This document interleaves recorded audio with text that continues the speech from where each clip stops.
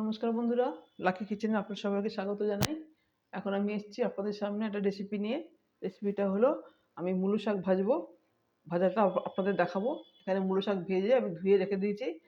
তো এখন এখানে লোডশেডিং আছে, কারেন্ট অফ, তো একটু অন্ধকার লাগবে বন্ধুরা। তো আপনারা দেখুন আমি বানাচ্ছি এখন এই মূলো শাকটা আমি বানাবো। সরষের তেল দিয়েছি কড়াইতে। তো এবার ফোড়ন দেবো, তেজপাতা, শুকনো লঙ্কা, একটু সর্ষে আছে, আমি ফোড়ন দিচ্ছি।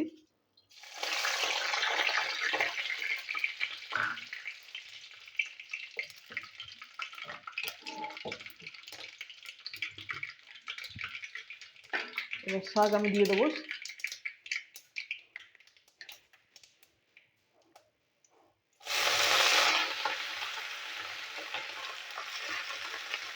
মূলো শাকটা আমি পুরো দিয়ে দিই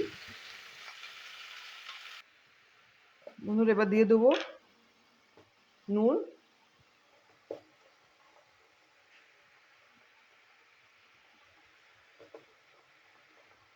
দিয়ে দেবো একটু হলুদের গুঁড়ো,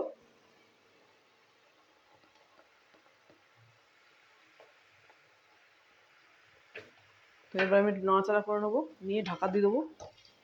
শাকটা একটু সিদ্ধ হবে।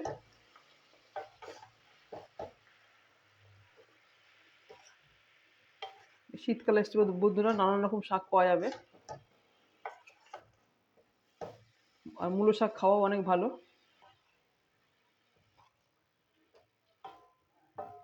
তো কিছুক্ষণ হোক, তারপর আমি আবার দেখাচ্ছি বন্ধুরা। দিয়ে দেবো সামান্য মিষ্টি, চিনি দিয়ে দিলাম, আর একটু জল মরবে, এখনো জল মরবে।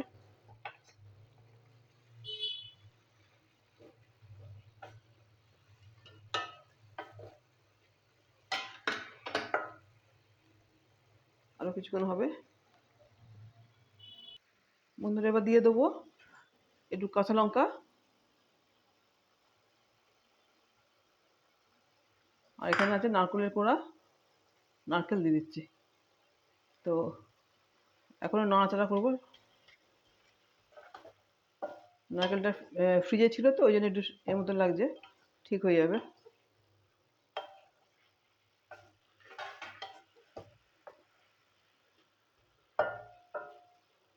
আর কিছুক্ষণ হবে, নারকেলটা একটু গলে যাক, মধ্যে বরফ আছে একটু, একটু হবে। দেখুন বন্ধুরা, মূলো শাক ভাজা হয়ে গেছে। আমি দিয়ে দেবো এবার একটু সরষের তেল, উপর থেকে কাঁচা কাঁচা তেল দিয়ে দেবো। ব্যাস হয়ে গেছে মূলো শাক ভাজা। এবার আমি সয়াবিনগুলি ঢেলে দেবো।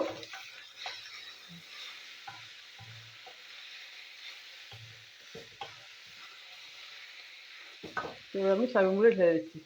হয়ে গেছে দেখুন বন্ধুরা, হয়ে গেছে মূলো শাক ভাজা। তো আপনারা দেখলেন, ভালো লাগলে অবশ্যই লাইক শেয়ার কমেন্ট করবেন, আমার চ্যানেলকে সাবস্ক্রাইব করবেন বন্ধুরা। আর এইভাবে বানিয়ে খান বন্ধুরা, ভালো লাগবে, নারকেল দিয়ে ভালো লাগবে খেতে। তো আপনারা দেখলেন। তো এখন আমি আমার রেসিপি বন্ধ করলাম। নমস্কার, টাটা।